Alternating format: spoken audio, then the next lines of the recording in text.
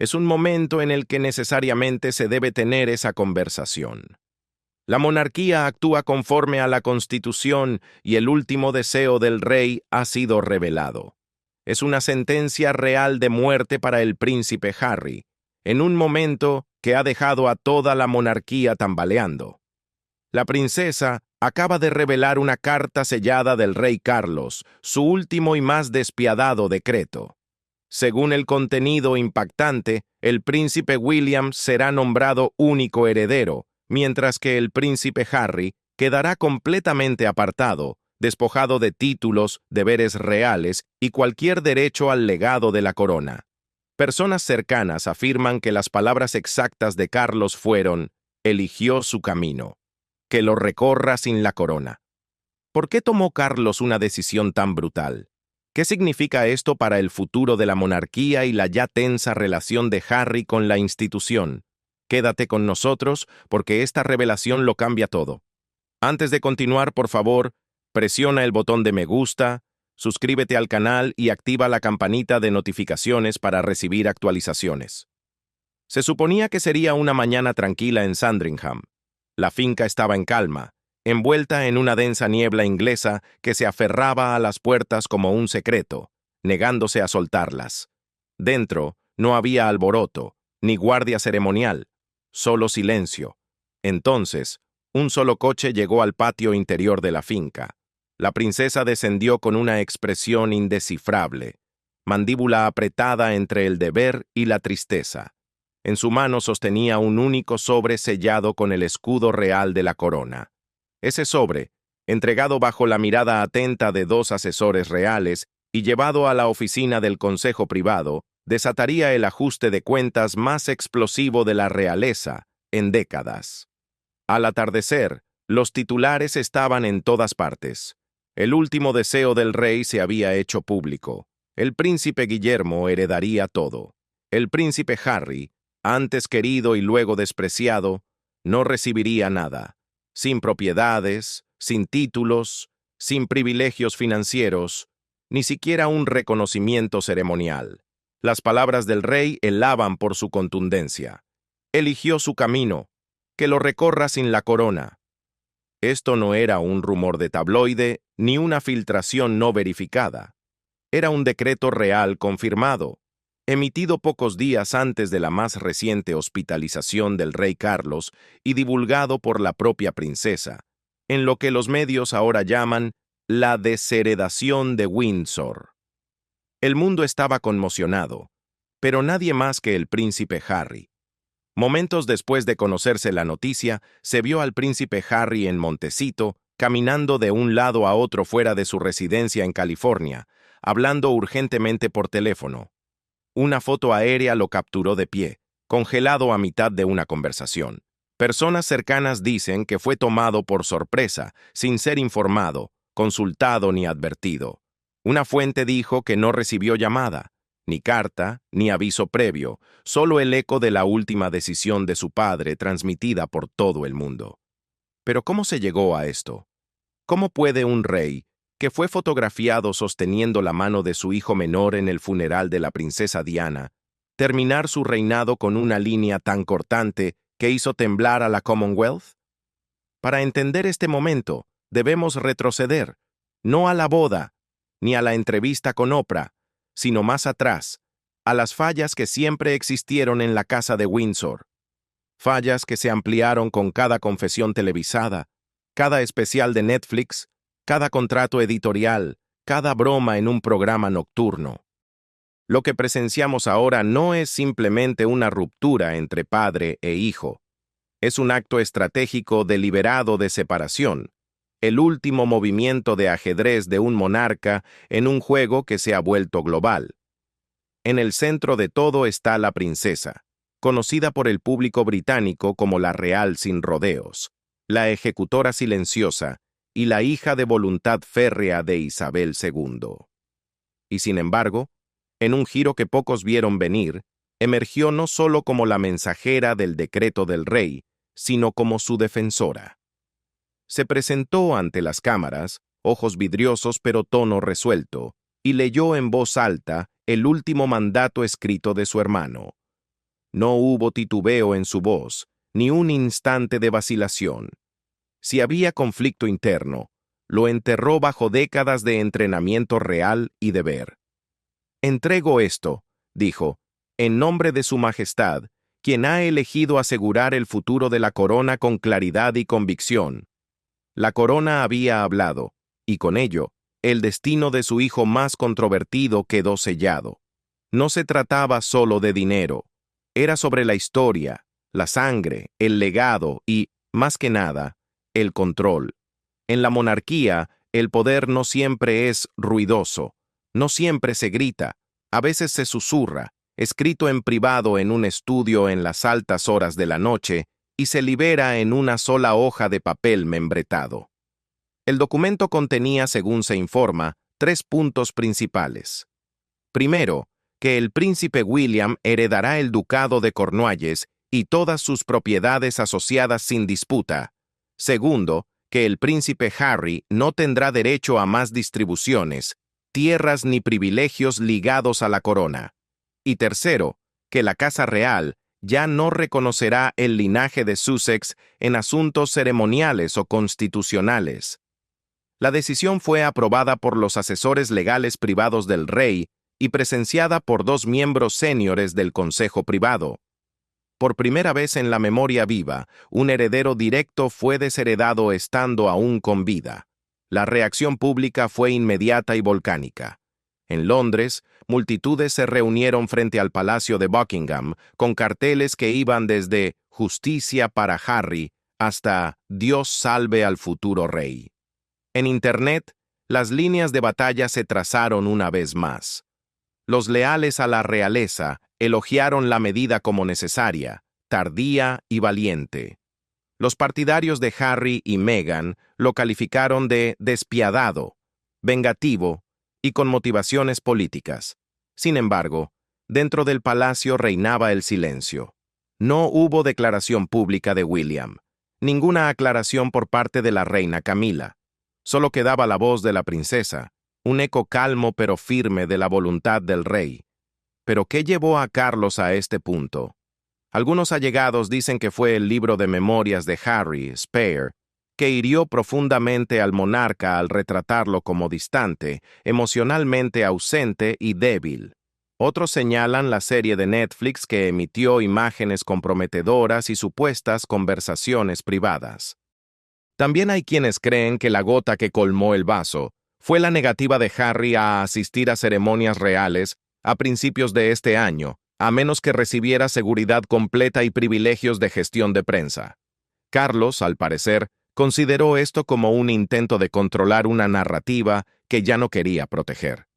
Era como si Harry quisiera tener todo sin renunciar a nada. Un ex asistente del palacio declaró, quería salir pero no del todo. El rey decidió que era hora de hacerlo definitivo.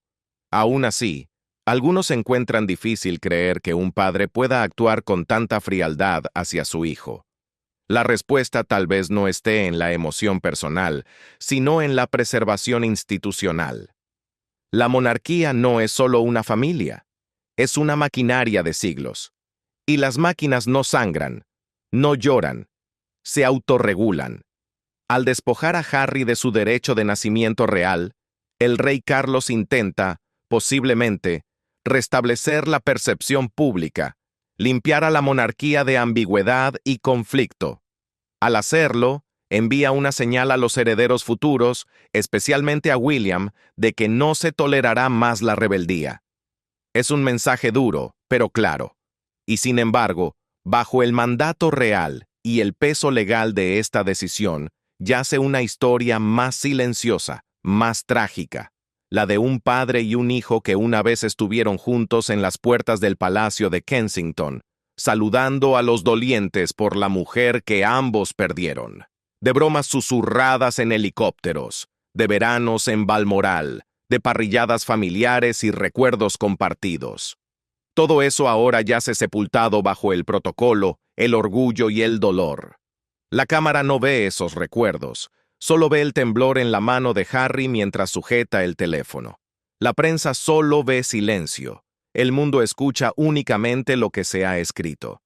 Pero no te equivoques, esta no es solo una historia sobre herencia. Es una historia sobre el legado, sobre lo que cuesta una corona y lo que ocurre con aquellos que se alejan de ella. Cuando la niebla se disipó sobre Sandringham, la princesa ya se había marchado, sin prensa, sin séquito, solo una salida silenciosa. El sobre, la carta, la declaración quedaron atrás como un trueno real resonando por todo el continente.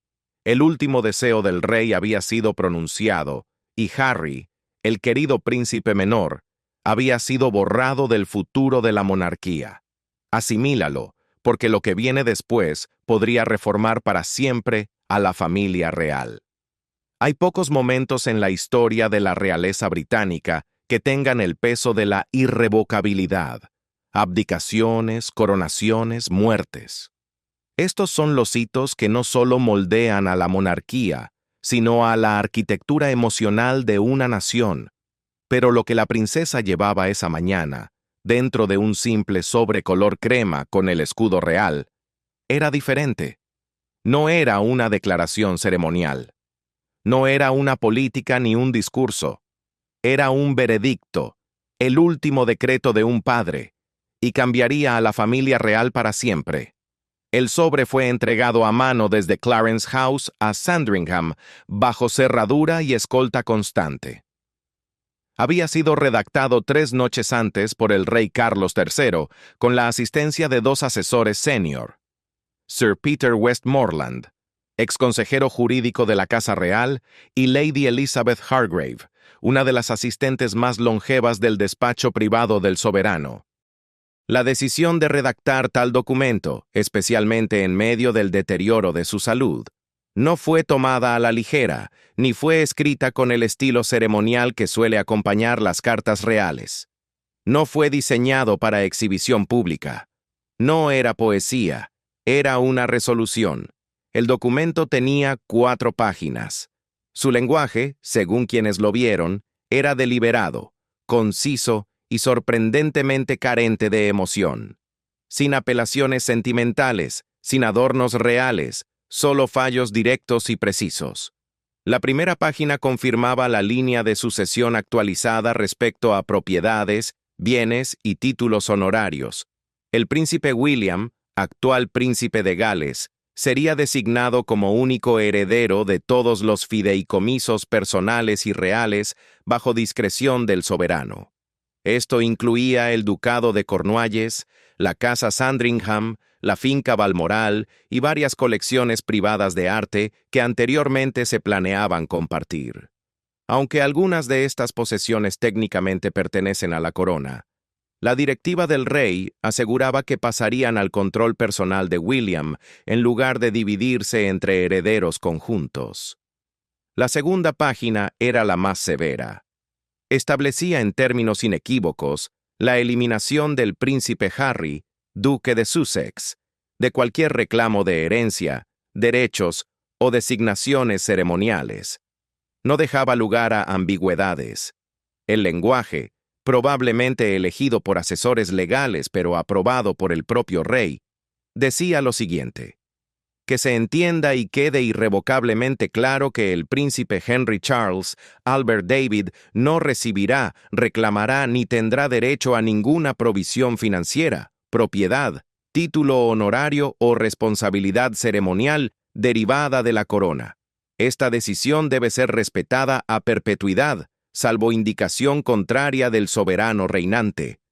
No había cláusula de reconsideración, ni condición contingente, ni reconciliación pendiente.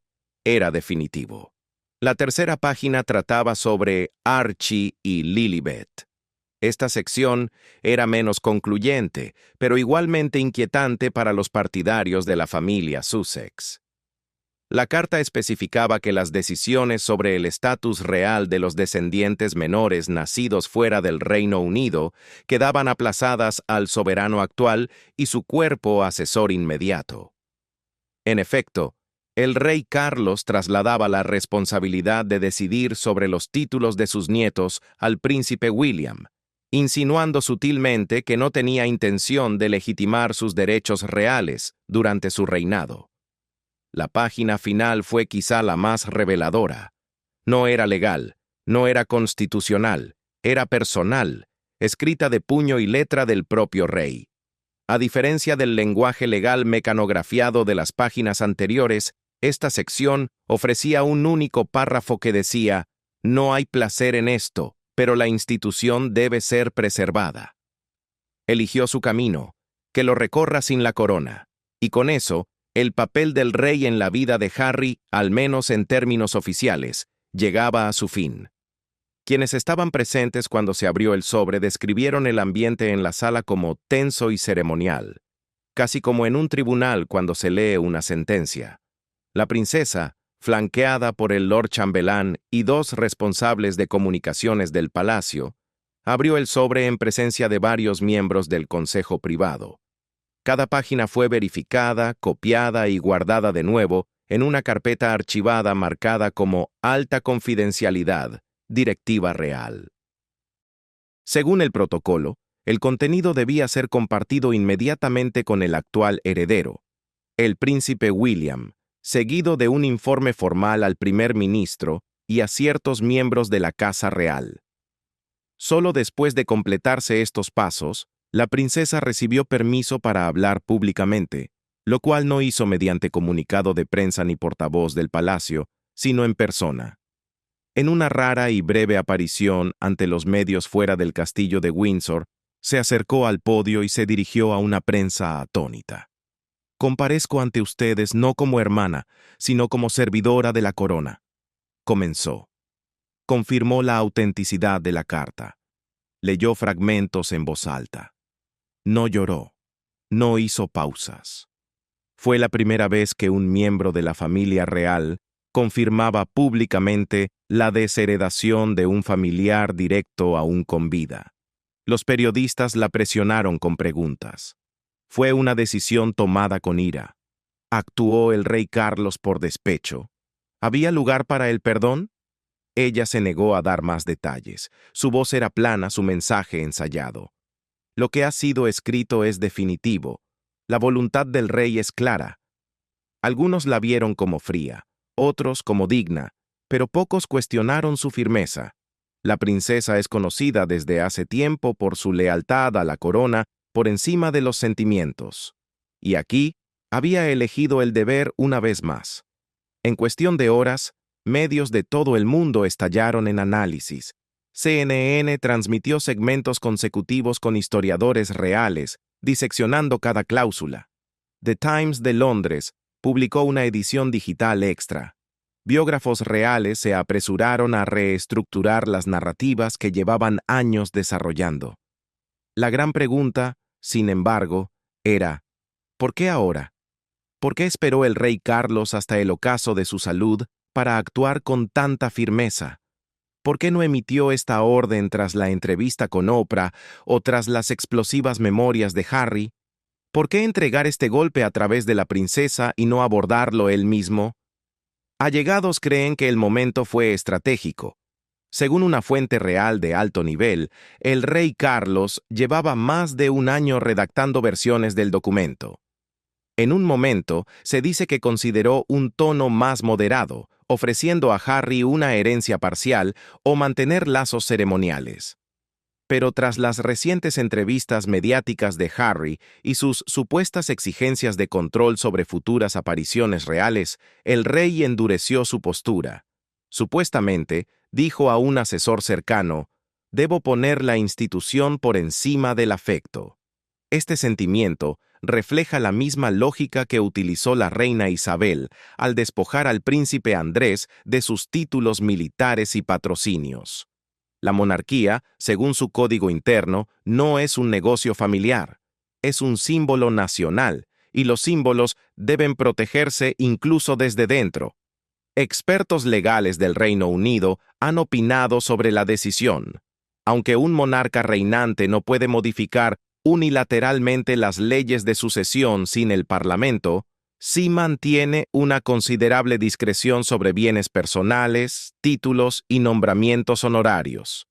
En otras palabras, las acciones del rey fueron sin precedentes en su tono, pero no en su legalidad. Esta carta, Aunque no modifica la línea de sucesión al trono, efectivamente exilia a Harry de toda asociación real significativa. Además, se espera que la carta se utilice como precedente legal y ceremonial en el futuro. Es probable que Harry y su familia queden excluidos de eventos reales como coronaciones, jubileos y conmemoraciones nacionales. Algunos funcionarios incluso han sugerido que se están actualizando los protocolos para evitar confusiones sobre su estatus, incluyendo modificaciones en esquemas de asientos, detalles de seguridad y arreglos de procesiones. Esto no es solo simbólico, es un exilio operativo. Más inquietante aún, fuentes indican que una copia de la carta se está conservando en los archivos reales de Windsor junto a declaraciones históricas similares, incluida la carta de abdicación del rey Eduardo VIII. El simbolismo es profundo. Harry no ha abdicado de un trono, pero ha sido borrado de su arquitectura, y eso es lo que hace que esta carta sea diferente. No es meramente punitiva, es estructural, es permanente. La reacción pública continúa evolucionando a medida que se difunde la noticia y aumentan las preguntas. ¿Emitirá el príncipe Harry una respuesta? ¿Hablará Meghan Markle? ¿Ofrecerá el príncipe Guillermo una reconciliación? ¿O ha cruzado la familia real una línea que ya no puede volver a trazarse? Por ahora, una cosa es segura. Un rey ha hablado. Su mensaje no es críptico ni confuso. Es claro, frío y grabado en el registro. El príncipe Harry ya no forma parte del futuro real. Puede que aún lleve la sangre, pero desde ahora no ocupa lugar alguno junto al trono. Y mientras la tinta se seca en el mandato final de su padre, el mundo espera para ver si el hijo lo desafiará o se alejará para siempre. La princesa estaba sola en el podio de prensa, sin asistentes ni escoltas. Sin atuendo ceremonial, sin pompa real, solo un abrigo azul marino oscuro, guantes de cuero y la mirada penetrante de una mujer que lleva el peso de la vergüenza de un reino. Para los que no la conocen, podría haber parecido una aparición pública de rutina, pero para quienes han seguido sus décadas de lealtad inquebrantable a la monarquía, era claro que algo histórico se estaba desarrollando. A la sombra del castillo de Windsor, bajo cielos grises y flashes de cámaras, se convirtió en el rostro de un acto sin precedentes de ruptura real. Y sin embargo, mientras pronunciaba las últimas palabras del decreto de su hermano, muchos de los presentes se preguntaban lo mismo. ¿Era simplemente la mensajera? ¿O era la arquitecta? La princesa, a menudo llamada la real más trabajadora, ha pasado una vida lejos del drama mediático, centrada en sus deberes más que en los titulares. A diferencia de sus hermanos, nunca ha buscado prestigio o gloria mediática. Su imagen pública siempre ha estado definida por el estoicismo, la ética laboral y un humor seco afilado por años de compromisos diplomáticos. Pero detrás de ese exterior inquebrantable se encuentra una pensadora estratégica, alguien que entiende tanto las tradiciones de la monarquía como sus amenazas existenciales. No fue por accidente que Carlos le confiara la tarea de comunicar lo que podría describirse como el anuncio real más divisivo desde la abdicación de Eduardo VIII. Según fuentes cercanas al palacio, esta decisión no se tomó de la noche a la mañana. Se dice que Carlos deliberó entre varios posibles mensajeros: el arzobispo de Canterbury, su secretario privado, incluso una declaración conjunta con el príncipe Guillermo. Pero finalmente eligió a su hermana, no por el lazo sanguíneo, sino porque ella es intocable y su reputación es intachable. Sin escándalos, sin entrevistas explosivas, sin crisis públicas. Durante las turbulencias de las últimas 2 décadas, ha sido la columna vertebral de la monarquía, rígida, inflexible y esencial. Cuando habla, la prensa escucha, no porque lo exija, sino porque su silencio es tan raro que cada palabra tiene peso. Entonces, ¿por qué aceptó hacerlo? Algunos comentaristas reales argumentan que no tenía elección, que su hermano lo pidió y ella, por sangre y deber, obedeció. Pero otros sugieren algo más profundo, creen que ella lo vio como algo más que una obligación. Lo vio como un ajuste de cuentas necesario. Insiders familiarizados con la casa real describen la relación de Anne con Harry como tensa en el mejor de los casos. Aunque en su infancia lo adoraba, su vínculo se habría roto tras su alejamiento de la vida real y sus críticas públicas a la familia. Se dice que se enfureció particularmente por su retrato de los últimos días de la reina Isabel II y sus afirmaciones de abandono familiar. Un informante del palacio señaló que ella se sintió traicionada, no por la decisión de Harry de apartarse, sino por cómo utilizó su historia para socavar la institución que ella ha pasado la vida defendiendo. En conversaciones privadas, supuestamente se refirió a la entrevista con Oprah como una emboscada calculada y consideró que el documental de Netflix estaba por debajo de la dignidad de un Windsor. No es secreto que ella tiene poca paciencia para el melodrama. En su visión, la monarquía no es un escenario, sino un servicio. Y cuando ese servicio es burlado o abandonado, debe responder con claridad. ¿Pero impulsó ella la desheredación de Harry entre bastidores? Esa pregunta sigue siendo difícil de responder. En papel, la decisión recae únicamente en el rey, pero la influencia de los hermanos en la política real suele ser invisible pero profunda. En las semanas previas al anuncio, ella habría tenido varias reuniones a puerta cerrada con Carlos. Oficialmente, se clasificaron como visitas familiares privadas. Extraoficialmente, fueron sesiones estratégicas intensas donde se debatió el futuro de la monarquía en términos tajantes. Fuentes dicen que ella argumentó que las medidas parciales solo prolongarían la crisis, que permitir a Harry conservar ciertos títulos o privilegios financieros socavaría la claridad de la postura de la monarquía. Supuestamente advirtió a Carlos que la falta de acción decisiva resultaría en una erosión continua de la confianza pública. Según un alto funcionario real, le dijo al rey claramente: «Si no trazas la línea, nadie más lo hará». Estas no fueron palabras de crueldad. Fueron las palabras de una soldado, una mujer que ha defendido la corona con dedicación incansable durante cada escándalo, desde el desgarrador testimonio televisado de Diana hasta la catastrófica caída de Andrés en desgracia. Para ella, esto no se trataba de una queja personal, se trataba de integridad estructural. Incluso su actitud durante el anuncio reflejaba esta mentalidad. No titubeó, no tropezó con las palabras, leyó el decreto como un general leyendo órdenes en vísperas de batalla. Y sin embargo, cuando hacía pausas entre páginas, los observadores notaron algo notable.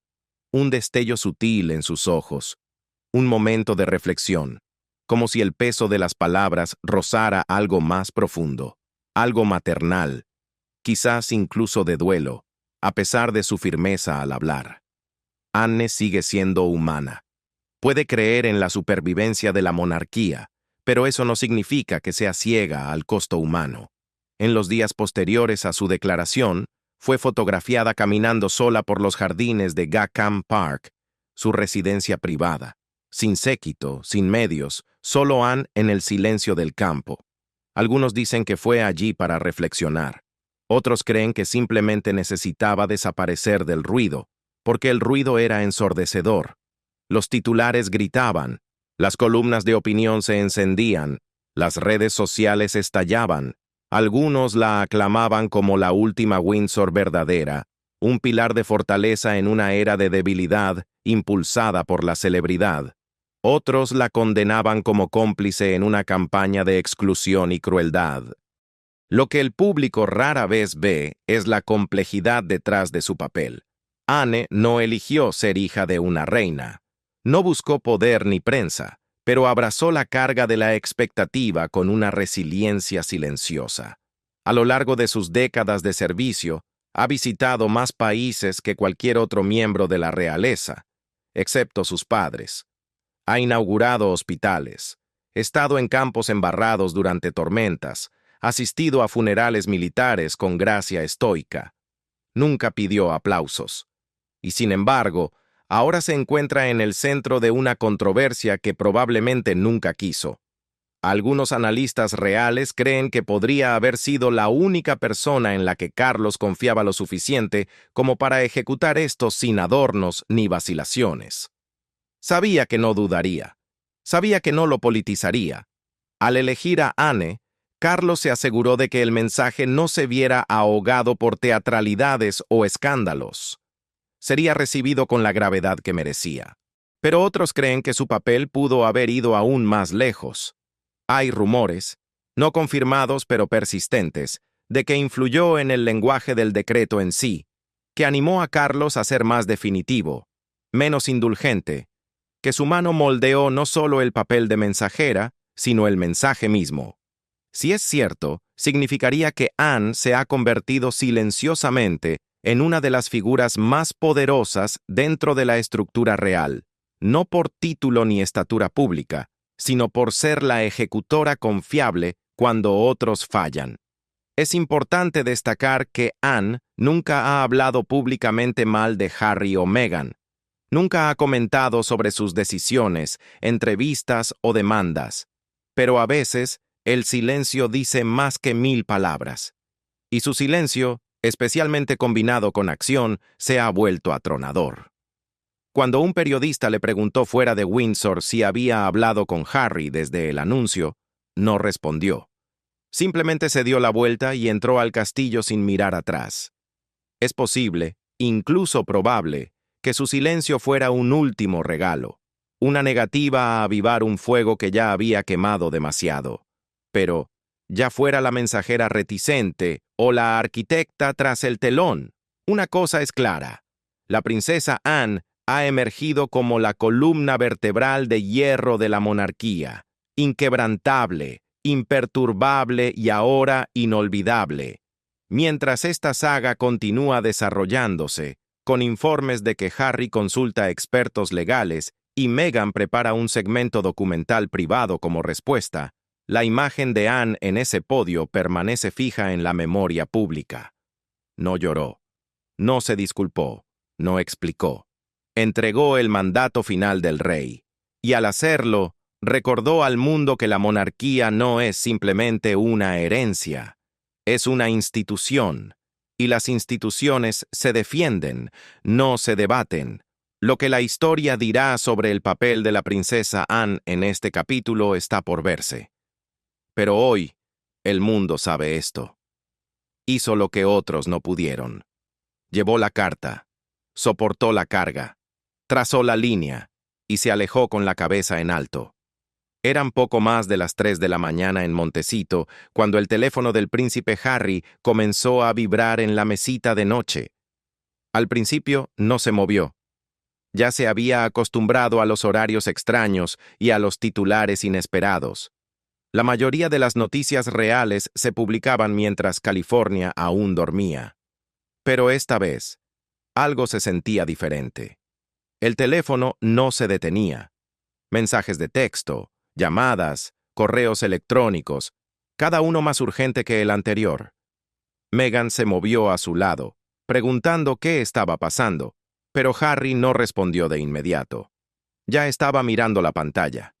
El primer mensaje era de un periodista de un tabloide del Reino Unido, con el que no hablaba desde hacía meses. ¿Has visto lo que acaba de decir la princesa Anne? El siguiente era un enlace, uno que cambiaría el curso de su vida para siempre. Una transmisión en vivo granulada de la princesa Anne de pie, rígida en un podio frente a Windsor. Su voz calmada, deliberada, sus palabras irreversibles. Sus manos temblaron mientras lo reproducía de nuevo, cada frase perforando más profundo. Observó incrédulo cómo su tía, la única real que alguna vez le mostró un respeto constante y cauteloso, leía con serenidad una directiva real tan absoluta que solo podía describirse como una ejecución de estatus. Cuando terminó el video, el rostro de Harry estaba pálido. Tenía los labios entreabiertos, pero no salía sonido alguno. Meghan tomó el teléfono, reprodujo el video ella misma y soltó un suspiro ahogado. Esto no podía ser real. No podía estar sucediendo, no de esta forma. Pero lo era. No hubo advertencia previa. Ninguna carta privada, ninguna llamada, ni una señal. Le golpeó no solo como un rechazo, sino como un ahogamiento público, un mensaje transmitido al mundo de que el hijo del rey ya no era bienvenido en la casa de Windsor. Harry salió tambaleándose de la cama y caminó hacia la ventana. La noche en California estaba inusualmente tranquila. El viento traía el leve susurro de los árboles fuera de la finca, pero dentro reinaba el caos. Meghan comenzó a llamar a su publicista. Archie, que comenzaba a despertarse en una habitación lejana, estaba siendo consolado por una niñera. Los empleados empezaron a llegar lentamente.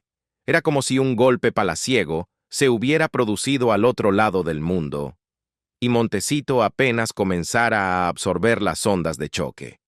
En ese momento, Harry se sintió completamente solo. Sabía que la tensión estaba aumentando. Había leído entre líneas en la última carta formal de su padre, pero se había convencido de que aún quedaba tiempo, que en algún momento la rabia disminuiría, que su padre recordaría los cumpleaños, las vacaciones, las risas compartidas, que en algún lugar bajo la corona, Carlos el hombre seguía existiendo, pero ahora comprendía que no habría redención, ningún acto final de reconciliación. La decisión de su padre no era un castigo temporal, era una declaración de guerra contra su legado. Su mente volvió a la infancia, a los largos viajes en coche con Carlos por las tierras altas, a los viajes de esquí familiares en Closters, a la noche en que lloró en brazos de su padre tras enterarse de la muerte de Diana. Todo eso desaparecido en un instante, reemplazado por una sola línea escrita. Eligió su camino, que lo recorra sin la corona. Volvió a tomar el teléfono, intentando desesperadamente llamar a Clarence House. Sin respuesta. Llamó a un viejo amigo de Eton que aún tenía vínculos con el personal real. El amigo contestó y le dijo de inmediato: «Tienes que ver los periódicos matutinos». Harry ya los había visto. Al amanecer en el Reino Unido, cada portada gritaba titulares: «El rey excluye a Harry. Príncipe desheredado. Golpe final». Al otro lado del Atlántico, en Montecito, el sol aún no había salido. Pero Harry ya caminaba descalzo por el jardín, con una taza de café que no había tocado. Imágenes captadas más tarde por un dron de un tabloide lo mostraban encorvado, en conversación profunda por su móvil. Nadie sabe quién estaba al otro lado de esa llamada. Algunos especulan que era Guillermo. Otros creen que era un asesor legal. Lo que es seguro es que Harry parecía destrozado. Mientras tanto, Meghan se retiró tras los muros de la mansión. Un miembro del personal afirmó que rompió en llanto tras leer la transcripción completa del discurso. Según una amiga cercana, estaba furiosa, no solo por la decisión en sí, sino por la forma en que se manejó.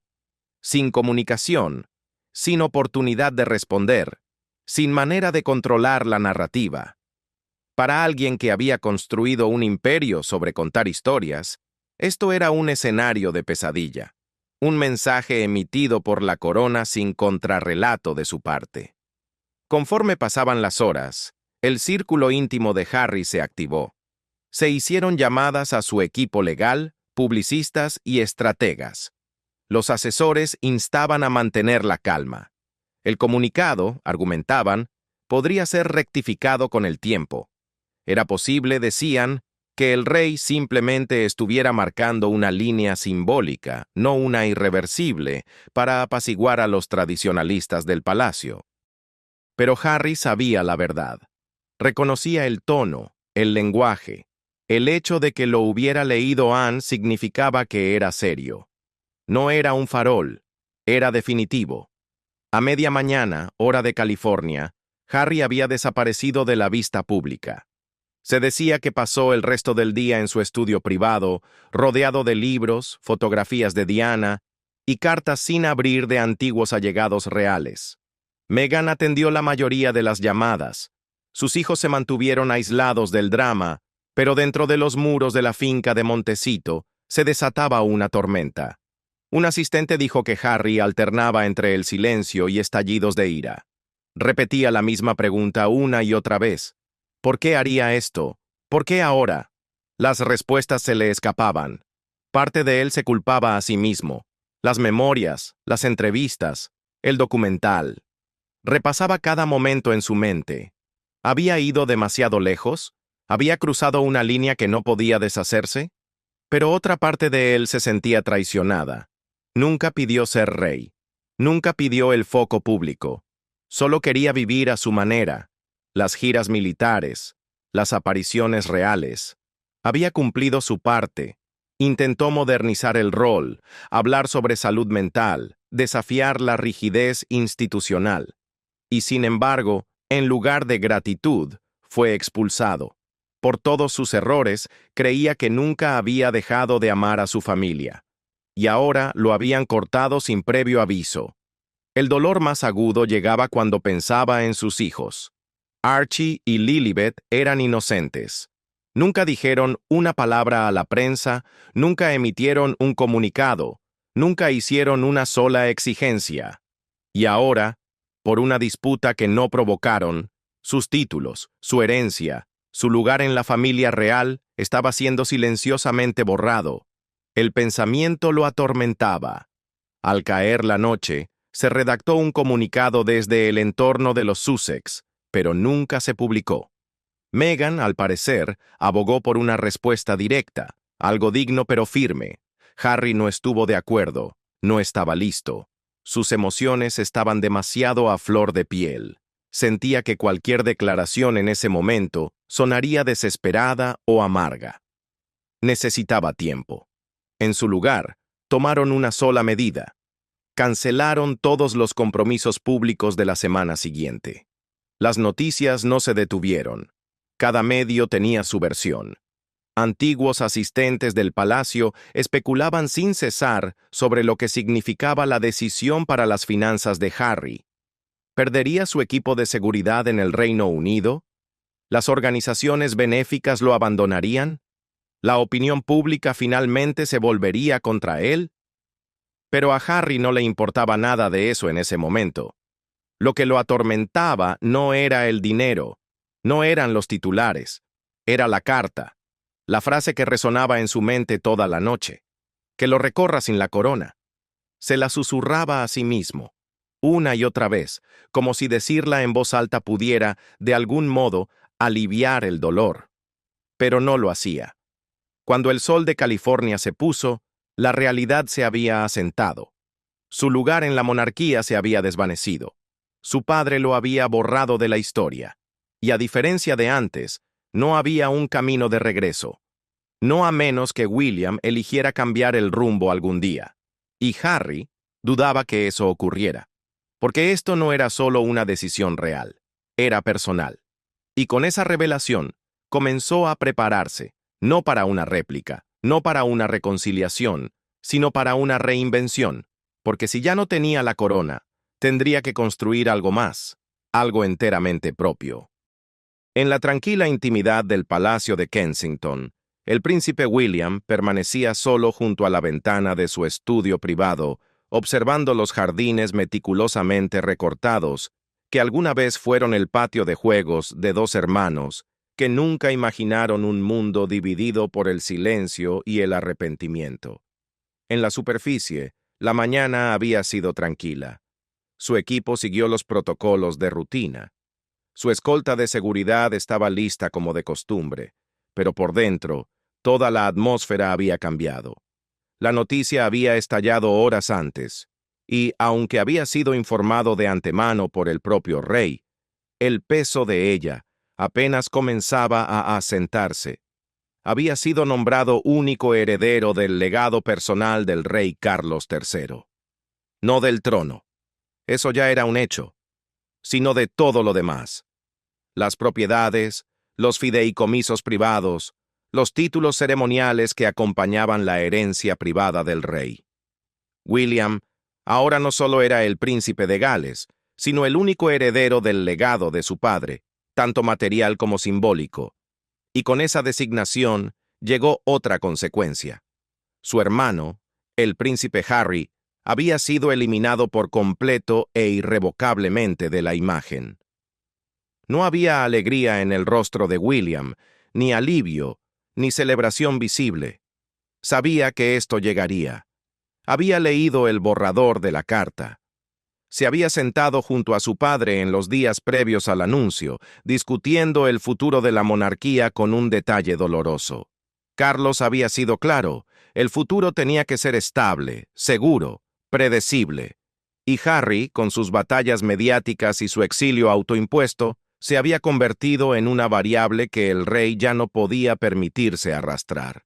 Aún así, escuchar lo leído en voz alta por la princesa Anne le había afectado más de lo esperado. Las palabras habían sido elegidas con precisión quirúrgica. El tono era definitivo y la entrega, fría. William conocía bien a Anne, respetaba su lealtad, la admiraba, pero también sabía que cuando ella asumía algo de esta magnitud, significaba que no había marcha atrás. Mientras William permanecía en ese estudio, su mente viajó al pasado, no a la ruptura, no a las entrevistas o a las memorias, sino a los días en que los tres, él, Harry y su padre, compartían asados los domingos en Highgrove, riendo con viejos chistes de Monty Python, bebiendo whisky junto al fuego. Esos recuerdos, antes tan vívidos, ahora se sentían como reliquias extranjeras enterradas bajo titulares y confianza rota. Había intentado más de una vez cerrar la brecha. Hubo llamadas telefónicas que terminaron en gritos, cartas nunca respondidas, ofertas de mediación rechazadas. La amargura entre ellos se había convertido en algo más grande que el desacuerdo. Se había metastatizado en ideología. Harry creía que la institución estaba rota. William creía que valía la pena protegerla. Ahora, con la tinta del decreto final del rey secándose en los archivos reales, William sentía el peso de la victoria. Era, en todos los sentidos, el último hijo en pie de la monarquía. El mensaje de su padre había sido claro. Este legado ahora era suyo para portar. Pero no se sentía como una recompensa. Se sentía como una lápida colocada sobre la tumba de una relación que aún no había llorado por completo. Kate entró en la habitación en silencio, colocando una taza de té a su lado. No habló. No hacía falta. La tensión en su postura lo decía todo. Colocó una mano suavemente en su espalda y se quedó a su lado, mirando el mismo jardín. Era el tipo de gesto que no requiere palabras. Kate sabía que ese no era un día para estrategias ni giros mediáticos.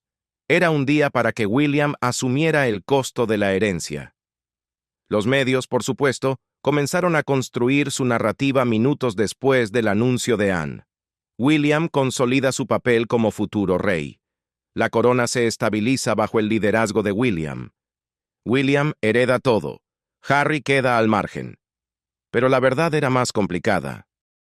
En privado, William había expresado reservas. Le preguntó a Carlos si había otra manera. ¿Podrían acercarse a Harry primero? ¿Negociar algún punto intermedio? Tal vez un rol reducido o una participación ceremonial en futuros eventos familiares. Pero el rey había sido firme. No hay término medio con alguien que ha rechazado toda la institución. No fue una conversación fácil. Carlos había envejecido rápidamente en el último año. La tensión de la corona, combinada con sus desafíos de salud, lo había dejado físicamente disminuido pero mentalmente más agudo que nunca. Había tomado su decisión, y necesitaba que William la respaldara no solo como hijo, sino como heredero.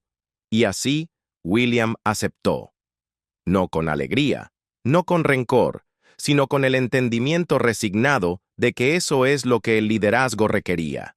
Aún así, no podía quitarse de la mente la imagen de Harry, su hermano, su padrino de boda, el niño que solía colarse en su habitación en Eton para robarle chocolatinas, el hombre que estuvo a su lado en el balcón después del funeral de su madre. La única persona que realmente comprendía lo que significaba crecer bajo un escrutinio constante. perder a una madre por una tragedia y aún así ser exhibido ante las cámaras como una estatua pulida. Y ahora ese vínculo se había ido. No se había desvanecido, ni se había debilitado, se había cortado. William había pasado su vida preparándose para ser rey.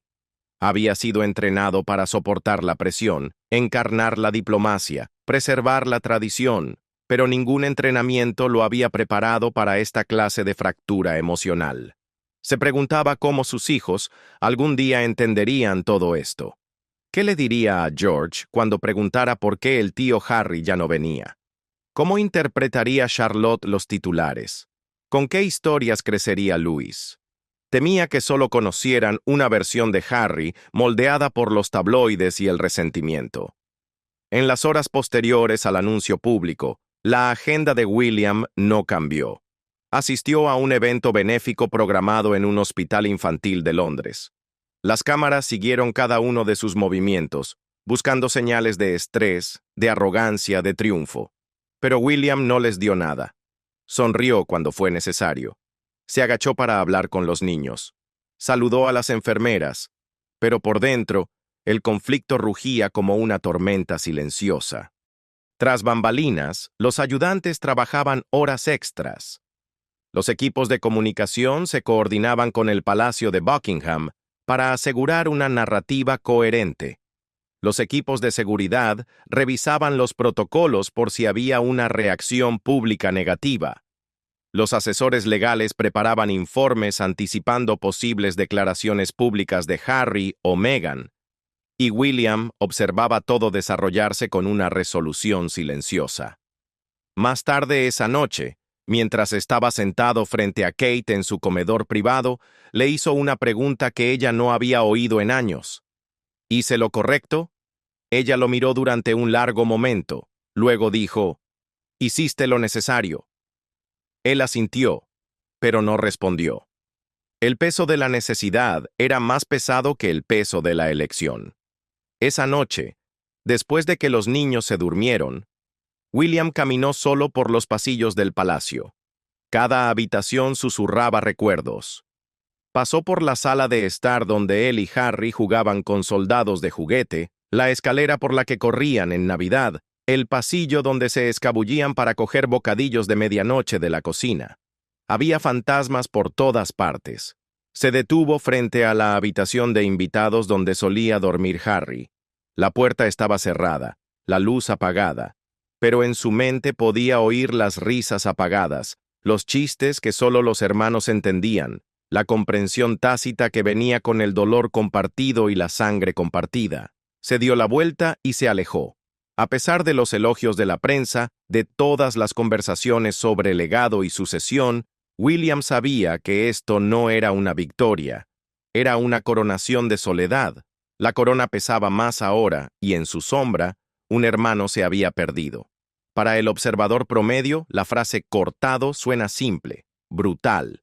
Sí, pero directa, una puerta cerrada, una conexión rota. Pero en el mundo legal e institucional de la monarquía británica, ser cortado no es simplemente una decisión familiar. Es un cambio estructural amplio que afecta la herencia, los protocolos internacionales, las ceremonias de Estado, los fideicomisos reales e incluso la inmunidad diplomática. Lo cambia todo. La directiva final del rey Carlos, publicada al público por medio de la princesa Anne y archivada internamente a través de los canales legales reales, era más que simbólica. Era un documento operativo con consecuencias ejecutables. Y ahora, por primera vez en la historia, un descendiente directo real, nacido segundo en la línea de sucesión, ha sido formalmente eliminado de casi todas las estructuras que alguna vez definieron su identidad real. En el centro de la tormenta, hay una carta de 4 páginas escrita, revisada y aprobada por el rey y su equipo legal.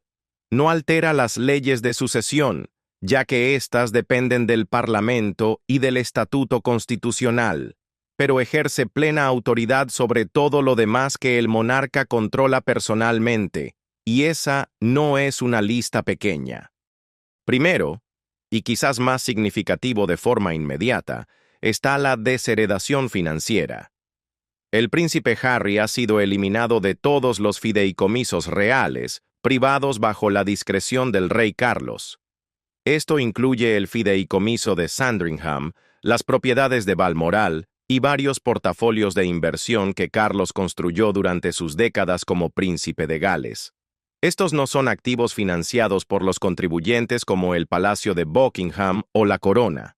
Son privados, personales y completamente dentro del derecho del soberano a distribuirlos como le plazca. En su momento, Harry tenía estatus de beneficiario parcial en 2 de estos fideicomisos. Recibía ingresos no solo del Ducado de Cornualles mientras era miembro activo de la realeza, sino también de una cuenta de inversión personal de Carlos, creada en los años 90, para asegurar su independencia financiera del gobierno. Con una sola directiva, todo eso desapareció. Analistas legales estiman que la pérdida inmediata en ingresos anuales podría superar los 3 millones de libras, sin contar el valor de las propiedades y las inversiones acumuladas a futuro. Pero el golpe real es reputacional. Señala a instituciones, bancos, gobiernos y organizaciones benéficas que Harry ya no opera bajo el paraguas financiero de la Casa Real. La segunda categoría afectada es la ceremonial y simbólica. Esto incluye títulos militares honorarios, patrocinios y participación en eventos estatales como el Trooping the Colour, coronaciones, funerales reales y recepciones diplomáticas. Aunque muchos de estos roles ya habían sido suspendidos o retirados formalmente tras la salida de Harry en 2020, la Carta del Rey hace que la eliminación final tenga fuerza legal. Bajo la tradición británica, los títulos militares honorarios se otorgan y revocan a discreción del monarca. Aunque Harry sirvió en Afganistán y obtuvo distinciones militares reales, sus nombramientos reales, como el de capitán general de los Royal Marines, eran títulos en fideicomiso y sujetos a la aprobación del soberano. La Carta del Rey revoca cualquier derecho vigente a estos títulos. Harry ya no podrá aparecer en uniforme en eventos, y sus hijos no heredarán asociaciones honorarias con regimientos militares ligados al nombre de Sussex. También se han abordado los patrocinios benéficos. El documento supuestamente instruye a todas las organizaciones benéficas reales a eliminar el nombre y la imagen de Harry de futuras campañas, a menos que se obtenga consentimiento expreso del monarca reinante. El palacio ha comenzado discretamente a actualizar sitios web, logotipos y folletos para reflejar este cambio. Esto no impide que Harry dirija su propia fundación o se involucre en actividades filantrópicas, pero lo aísla por completo de la vasta red global de organizaciones sin fines de lucro respaldadas por la realeza. En tercer lugar, está el asunto de las propiedades y derechos de residencia. Bajo los acuerdos tradicionales, los miembros senior de la familia real reciben uso temporal de diversas residencias reales, tanto para fines ceremoniales como personales. Frogmore Cottage, que inicialmente se asignó a Harry y Meghan tras su matrimonio, ya ha sido desocupada, pero ahora ha surgido una nueva cláusula en la directiva del rey que pone fin a cualquier reclamación futura de alojamiento real temporal. Esto significa que Harry ya no podrá solicitar vivienda temporal en Sandringham, Balmoral, ni en ninguna residencia real al visitar el Reino Unido, ni siquiera para eventos de Estado. Sería tratado no como un real de regreso, sino como un visitante extranjero privado. Eso tiene profundas implicaciones, especialmente en materia de seguridad. Tradicionalmente, el gobierno británico coordina con la Casa Real para proporcionar seguridad especializada a los miembros visitantes de la familia real. Con esta nueva designación, Harry no calificaría automáticamente. Podría verse obligado a solicitarlo a través de canales diplomáticos estándar o privados, y tal vez se le exija pagar su propia protección. Una cuarta pérdida, más abstracta pero igualmente perjudicial, se da en el ámbito de la identidad simbólica. El príncipe Harry siempre ha caminado sobre una cuerda floja entre figura pública y figura real. Incluso después de renunciar a sus deberes reales, conservó el título de Duque de Sussex y ciertas formas de precedencia en eventos formales. Si bien la directiva del rey no revoca su título ducal, algo que solo el Parlamento puede hacer, sí reduce severamente su significado. Sin deberes reales, derechos ceremoniales o vínculos activos con la monarquía, el título se vuelve vacío. Es poco más que un nombre que Harry puede usar en portadas de libros, conferencias y papelería de organizaciones sin fines de lucro, pero sin ningún reconocimiento oficial por parte de la familia que una vez se lo otorgó. Algunos críticos lo han calificado como una expulsión suave. Otros lo describen como una excomunión en toda regla. También hay implicaciones internacionales. Como miembro senior reconocido de la realeza, Harry anteriormente disfrutaba de ciertas cortesías al viajar al extranjero, incluyendo procesamiento diplomático expedito, hospitalidad coordinada con embajadas extranjeras y preferencia de asiento en funciones estatales internacionales. Con su nuevo estatus, estos privilegios desaparecen. Ya no es un emisario de la corona. Cualquier participación en eventos internacionales ahora se considerará personal, no institucional. Desde el punto de vista legal, ¿esto puede impugnarse? Técnicamente sí, pero el camino es estrecho y políticamente tóxico. Harry podría intentar impugnar elementos del decreto en los tribunales, pero las probabilidades de éxito son extremadamente bajas. La prerrogativa real sigue siendo una autoridad legal protegida en el Reino Unido, especialmente en lo que respecta a títulos personales, residencias y funciones ceremoniales. Los tribunales tradicionalmente han deferido al juicio del soberano en tales asuntos. Además, cualquier batalla legal pública probablemente profundizaría la ruptura y alienaría la simpatía pública. También está la cuestión de si la decisión puede revertirse. La respuesta es sí, pero solo por parte del monarca reinante. Si William asciende al trono y decide restituir a Harry, tendría la autoridad para hacerlo. Pero los conocedores dicen que tal reversión requeriría un acto de reconciliación pública sin precedentes y un nivel de confianza que actualmente falta en su relación. ¿Y qué hay de Meghan y los niños? La carta del rey los menciona solo en términos vagos. Si bien no se tomó ninguna acción directa contra Meghan, la implicación es clara. Su camino de regreso a la asociación real está cerrado. En cuanto a Archie y Lilibet, su estatus sigue siendo incierto. Técnicamente, son elegibles para los títulos de príncipe y princesa bajo las reglas existentes, pero la carta del rey supuestamente se refiere a su futura posición como por determinar por el soberano en funciones. Esto efectivamente pasa la decisión a William. En términos prácticos, es poco probable que a los niños se les otorguen títulos activos, inclusión en eventos reales o colocación dentro de alineaciones oficiales de la familia en el futuro. ¿Qué le queda ahora a Harry? Desde una perspectiva legal e institucional, muy poco. Conserva su ciudadanía, su linaje por derecho de nacimiento y la riqueza privada que él y Meghan han construido desde que se retiraron. Pero ya no tiene ningún rol activo dentro de la monarquía. Ha sido eliminado de la cadena de compromisos, del ecosistema ceremonial y de la red financiera que une a los miembros activos de la realeza con la institución. Para la monarquía, el movimiento simboliza fuerza y claridad. Para Harry, marca el capítulo final de un largo y doloroso divorcio de la única identidad que conocía. Y, sin embargo, dentro de esta decisión yace una pregunta que perseguirá a ambas partes durante años. ¿Era necesario esto, o fue un acto de represalia disfrazado de legalidad? Los leales a la realeza insisten en que se trataba de proteger la corona, asegurando que la ambigüedad y las medias tintas no erosionaran la confianza pública. Pero los críticos argumentan que fue punitivo, un golpe final sin empatía. A medida que se disipa el polvo, lo que queda claro es esto. Harry no solo ha sido apartado del palacio, ha sido borrado de la estructura que sostenía su nombre, su trabajo y su influencia. En su lugar queda un vacío, uno que ahora debe llenar por sí mismo.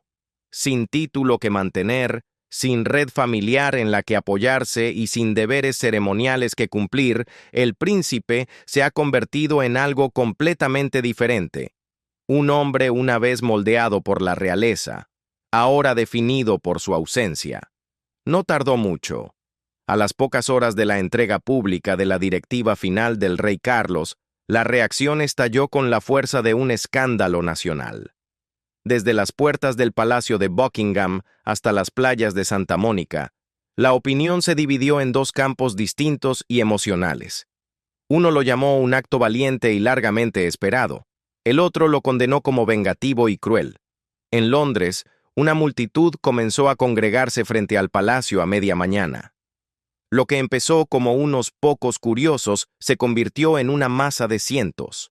Algunos ondeaban banderas del Reino Unido y aclamaban la fuerza del rey Carlos.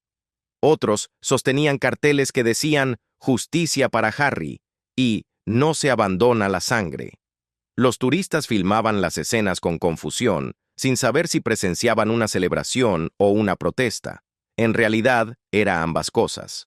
Un hombre de unos 60 años estaba junto a la reja con una chaqueta militar con medallas. Había servido en Afganistán. Cuando se le preguntó qué pensaba sobre la desheredación de Harry, no dudó. Sirvió a su país y luego fue traicionado por los suyos. ¿Qué mensaje envía eso a soldados como nosotros? Una joven cerca, envuelta en una bandera y con una camiseta de Team William, lo vio de otra forma. No puedes destrozar a tu familia en público y esperar ser recibido como si nada hubiera pasado. Las acciones tienen consecuencias, incluso para los miembros de la realeza. La división era generacional, cultural, incluso geográfica. Una encuesta de YouGov, publicada al día siguiente, reveló una división casi perfecta en la opinión pública. 48% apoyaba la decisión del rey, 45% se oponía y 7% no estaba seguro. Entre los británicos mayores de 60 años, el apoyo subía al 65%. Entre los menores de 35, caía al 30%. En redes sociales, la tormenta fue aún más intensa. Los hashtags Exiled Harry, South Royal Revenge y Charles Cuts Him Off fueron tendencias simultáneamente durante más de 24 horas. TikTok vio una avalancha de montajes dramáticos de entrevistas pasadas de Harry, acompañadas de música melancólica, reinventándolo como un héroe trágico expulsado por una monarquía sin sentimientos. Otros hicieron videos satíricos burlándose de su aparente derecho, retratándolo como un príncipe privilegiado enfadado por perder los beneficios de una vida que él mismo abandonó. Las historias de Instagram se llenaron de encuestas de opinión. Influencers tomaron partido. Celebridades opinaron. La cantante británica Leona Lewis publicó un mensaje críptico que decía: «La lealtad va en ambas direcciones». Piers Morgan, siempre presente en las controversias reales, lanzó una serie de publicaciones elogiando al rey por hacer lo que Diana habría hecho si hubiera visto este circo desarrollarse. La narrativa se extendió mucho más allá del Reino Unido. En Estados Unidos, los programas matutinos debatieron la ética de la decisión de Carlos. En The View, las presentadoras chocaron. Una argumentó que Harry solo había contado su verdad y merecía compasión. Otra respondió que cuando uno se beneficia de los secretos de su familia, no puede sorprenderse cuando le cierran la puerta. Oprah Winfrey, quien dirigió la famosa entrevista de 2021 que ayudó a catalizar la ruptura, declinó comentar directamente, pero fuentes cercanas dicen que se sorprendió por la firmeza del mensaje del rey y estaba profundamente preocupada por el impacto emocional en los hijos de los Sussex. En Australia y Canadá, ex naciones de la Commonwealth, con sus propias tensiones con la monarquía, la cobertura también fue dividida. Algunos medios elogiaron a la familia real por trazar una línea firme. Otros criticaron la medida por desconectada, especialmente en el contexto de una generación más joven, cada vez más desencantada con el poder hereditario. Un editorial canadiense planteó una pregunta incisiva. ¿Qué dice de una institución cuando elige el silencio sobre la reconciliación? ¿Acaso no han aprendido nada de Diana? Esa pregunta resonó en muchas partes del mundo. En África, donde Harry y Meghan han invertido en causas humanitarias, varios líderes de organizaciones sin fines de lucro expresaron tristeza por la decisión. Una fundadora de una organización educativa infantil en Botsuana dijo temer que la pérdida de visibilidad y apoyo real perjudicara iniciativas importantes. Cometieron errores, dijo ella, pero también nos dieron una atención que nunca habíamos tenido. En el Caribe, donde los movimientos republicanos están ganando impulso, algunos comentaristas vieron la medida como evidencia de la rigidez de la monarquía. Si no pueden perdonar a los suyos, ¿cómo pueden pretender representar a naciones modernas y multiculturales? Mientras tanto, dentro del Reino Unido, la clase política caminaba por una línea muy fina. Los asesores del primer ministro no ofrecieron comentarios, citando la tradición de no interferencia política en asuntos reales. Pero los líderes de la oposición fueron más expresivos. Un miembro del Parlamento calificó el acto como impactante e innecesario y propuso un debate sobre la transparencia de los derechos de herencia real. Aunque en gran parte simbólica, marcó un llamado creciente a la reforma entre las voces políticas jóvenes del público británico. Historias personales comenzaron a salir a la luz. Una madre de 2 hijos en Manchester publicó un video que se volvió viral rápidamente. En él, describía el distanciamiento de su hermano con la familia después de revelar luchas personales. El video terminó con ella expresando entre lágrimas empatía por Harry. «No todos quieren ser títeres», dijo. «Algunos de nosotros solo queremos respirar sin ser castigados». La corriente emocional de este momento era profunda. Para muchos, desencadenó recuerdos de rupturas familiares, de ser excluidos, de que te dijeran que tu voz era demasiado fuerte, tus sentimientos demasiado inconvenientes. Al mismo tiempo, muchos tradicionalistas lo vieron como una restauración del orden. En un mundo donde las instituciones son cada vez más cuestionadas y difusas por la cultura de celebridades, el acto de la monarquía de trazar una línea, por dolorosa que fuera, fue visto por algunos como necesario para su supervivencia. Incluso dentro de la prensa, las perspectivas variaban. El Daily Mail lo llamó un momento de fuerza y dignidad. The Guardian publicó una extensa crítica a la jerarquía real, calificando la decisión del rey como una declaración política calculada y cruel. La cobertura de la BBC se mantuvo neutral, pero el tono de su corresponsal real sugería una sorpresa silenciosa ante la rapidez de la decisión. El tono emocional de la reacción cambió nuevamente cuando comenzó a circular un video con imágenes del joven príncipe Harry caminando detrás del ataúd de su madre, flanqueado por su hermano y su padre. El video fue publicado sin comentarios, pero su implicación era clara.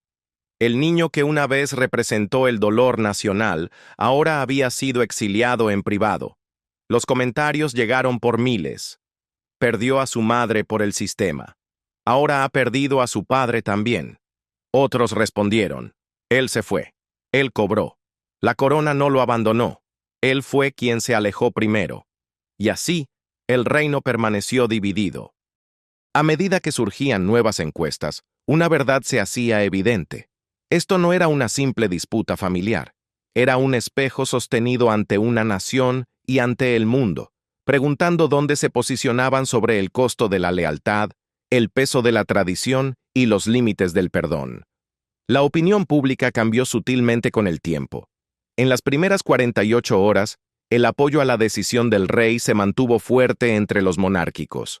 Pero a medida que surgían más detalles, especialmente la cita reportada de Carlos: eligió su camino, que lo camine sin la corona, Algunos comenzaron a cuestionar si la decisión había sido demasiado personal, demasiado definitiva, demasiado cargada de dolor.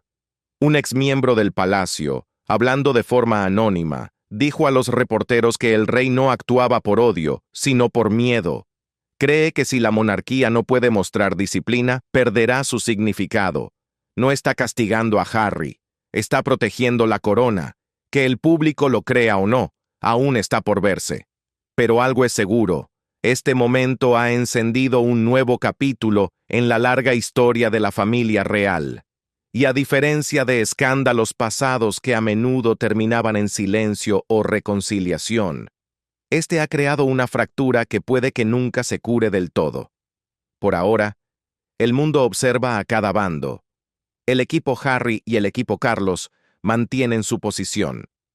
Analistas especulan. Comentaristas debaten. Ciudadanos lamentan o aplauden. Y en algún lugar de Montecito, Harry desplaza la pantalla viendo las reacciones. Ve el dolor y el apoyo, la furia y la lealtad. En algún lugar de Windsor, Carlos probablemente no oye más que silencio, centrado en el legado que cree que debe sobrevivirle. Y en Kensington, William siente el temblor de un reino, sin saber si acaba de presenciar justicia o tragedia. Solo el tiempo dirá qué lado elegirá la historia. No comenzó con la entrevista de Oprah, no comenzó con la serie de Netflix ni con las memorias. La fractura que ahora define la relación entre el príncipe Harry y la familia real no fue el resultado de un solo momento, sino de una serie de heridas emocionales lentas, a menudo silenciosas, algunas visibles, otras invisibles al ojo público. Durante años, la Casa de Windsor cultivó la imagen de unidad. Tras la muerte de Diana, la imagen de dos niños caminando detrás de su ataúd junto a su padre capturó la tristeza nacional. Ellos eran el futuro. William, el heredero. Harry, el leal sustituto. Durante un tiempo, el guión se mantuvo. Crecieron como una pareja, protegidos por el protocolo del palacio y la precaución paternal. Pero las grietas ya comenzaban a formarse en los cimientos. Harry siempre había sido diferente. Mientras William seguía las reglas y se preparaba para su destino, Harry probaba los límites. Era impulsivo, emocional y resistente a las rígidas expectativas de la vida real. De adolescentes, William estaba siendo preparado discretamente para la corona, mientras Harry se rebelaba contra la presión de la constante comparación. Bebía, salía de fiesta, hacía titulares por las razones equivocadas, pero en su esencia, seguía siendo ferozmente leal a su familia, especialmente a su hermano. Su cercanía se forjó en el trauma. La muerte de Diana los dejó a ambos tambaleándose, y durante años compartieron un vínculo tácito construido sobre el dolor. En entrevistas, Harry revelaría más tarde que nunca procesó realmente esa pérdida hasta décadas después. La institución, dijo, no dejaba espacio para sanar. Exigía desempeño, y ellos lo dieron.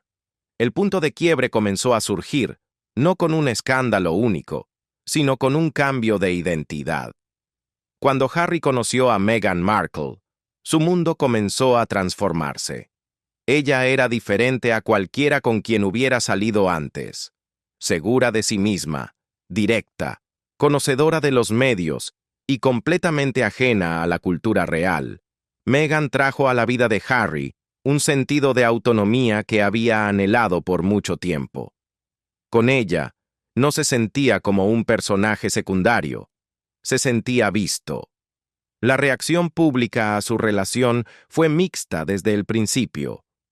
Mientras muchos celebraban su historia de amor como un cuento de hadas moderno, otros respondieron con hostilidad.